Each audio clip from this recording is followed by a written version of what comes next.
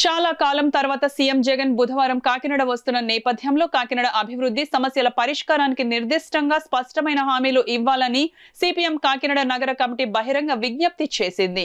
మంగళవారం ఉదయం సుందరయ్య భవన్లో సిపిఎం నగర కన్వీనర్ పలివెల వీరబాబుతో పాటు నగర కమిటీ సభ్యులు కె సత్యరాజు, మలక వెంకటరమణ, దుంపల ప్రసాద్లు మీడియాతో మాట్లాడారు. ముఖ్యమంత్రి గారిని సిపిఎం తరపున కోరేది ఏంటంటే కాకినాడ నగరంలో వేట నిషేధ పరిహారం యానాం తరహాలో మత్స్యకారులందరికీ కూడా అందించాలని సిపిఎం తరపున కోరుతూ ఉన్నాం. అలాగే మున్సిపల్ కార్మికుల యొక్క సంఖ్యను పెంచాలి. నగరం విస్తరిస్తుంది, చెత్త పెరుగుతుంది, సరైన డంపింగ్ యార్డ్ లేదు చాలా కాలం నుంచి. అందుకని మున్సిపల్ కార్మికుల సంఖ్యను పెంచి నిర్దిష్టంగా డంపింగ్ యార్డ్ని ఏర్పాటు చేయాలి. ఉమ్మడి ఉభయ గోదావరి జిల్లాలకి ఆరోగ్య ప్రదాయంగా ఉన్న కాకినాడ ప్రభుత్వ సామాన్య ఆసుపత్రి అనేక మంది సామాన్య మధ్యతరగతులకి ఆరోగ్యాన్ని అందిస్తూ ప్రాణాలు రక్షిస్తుంది. ఈ ఆసుపత్రి అధికారికంగా 1155 మాత్రమే పడకలు ఉన్నాయి. 2000 పైగా ఇన్ పేషెంట్లు, 3000 మంది పైగా అవుట్ పేషెంట్లు ప్రతిరోజు వస్తున్నారు. కాబట్టి ముఖ్యమంత్రి గారిని సిపిఎం తరఫున కోరేది ఏమిటంటే కాకినాడలో ఉన్నటువంటి ప్రభుత్వ సామాన్య ఆసుపత్రి పడకల స్థాయిని 2500కి పెంచాలని విజ్ఞప్తి చేస్తున్నాం. ఈ విధంగా ముఖ్యమంత్రి గారు కాకినాడ నగర అభివృద్ధికి నిర్దిష్టమైన హామీలు ప్రకటించి అమలుకు పూనుకోవాలని విజ్ఞప్తి చేస్తారు. అలాగే ఈ బంకింగ్హామ్ కెనాల్లో వాటరు డంపింగ్ యార్డ్గా తయారయ్యి పట్టణంలో ఉండేటటువంటి సరుకు అంతా కూడా అక్కడ పోసి చాలా దుర్గంధభరితంగా తయారవడమే కాకుండా మొత్తం మట్టి మశానంతా కాలం మూసుకుపోయి వర్షం వచ్చినప్పుడు తీవ్రంగా నీరంతా గ్రామంలోకి వచ్చేటటువంటి ప్రమాదం సంభవిస్తుంది. దీన్ని కూడా చర్యలు తీసుకోవాలి. రాష్ట్ర ముఖ్యమంత్రి గారు కాకినాడ స్మార్ట్ సిటీగా 2వ సిటీగా గుర్తింపు పొందింది. అయితే స్మార్ట్ సిటీ పేరుకి చెప్పారు తప్ప అదనపు భారాలు తీవ్రంగా ప్రజల మీద పడుతున్నాయి. దీనికి అనుగుణంగా ప్రజలకి సరైన సౌకర్యాలు కల్పించడంలో స్మార్ట్ సిటీ పరిధిలో జరుగుతలేదు.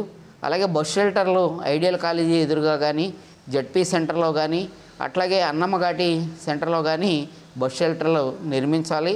రహదారి ప్రయాణికులు విశ్రాంతిగా ఉండి బస్సు కోసం వెయిట్ చేసే సందర్భంలో రోడ్డు మీద వెయిట్ చేయవలసి వస్తుంది. ఇది చాలా ప్రమాదకరంగా ఉంది. వీటన్నిటినీ పరిశీలించి తగు చర్యలు తీసుకుంటారని చెప్పి విజ్ఞప్తి చేస్తారు. యువతకి ఉపాధి కల్పించాలి, స్థానికులకి 75% ఉద్యోగాలు కల్పించే విధంగా నేను చర్యలు తీసుకుంటామని ఇచ్చినటువంటి హామీని ఈ జిల్లాలో, ఈ రాష్ట్రంలో పూర్తి స్థాయిలో అమలయ్యేలాగా జగన్మోహన్ రెడ్డి గారు బాధ్యత తీసుకోవాలనేసి కోరుతూ ఉన్నాం. అదేవిధంగా ట్రాన్స్పోర్ట్ రంగానికి ఎక్కడా కూడా ఆటోలు నిలుపుకోవడానికి స్థలాలు లేవు. వాళ్ళు నిలుపుకునేందుకు స్థలాలు ఏర్పాటు చేయాలనేసి ప్రత్యేకంగా డిమాండ్ చేస్తున్నాం. అదేవిధంగా ఈ జిల్లాలో గ్యాస్ బేస్డ్గా ఈ జిల్లాలో నుంచే గ్యాస్ గుజరాత్కి తరలివెళ్తూ ఉంది. గ్యాస్ బేస్డ్ పరిశ్రమల్ని ఈ జిల్లాలో తీసుకొచ్చి యువత అందరికీ ఉపాధి తీసుకురావాలనేసి ప్రత్యేకంగా కోరుతూ ఉన్నాం. ఈ సందర్భంగా సిపిఎం తెలియజేస్తున్నటువంటి విషయాల్ని సీఎం గారు దృష్టి పెట్టి అభివృద్ధికి కృషి చేస్తారని కోరుతూ ఉన్నాం.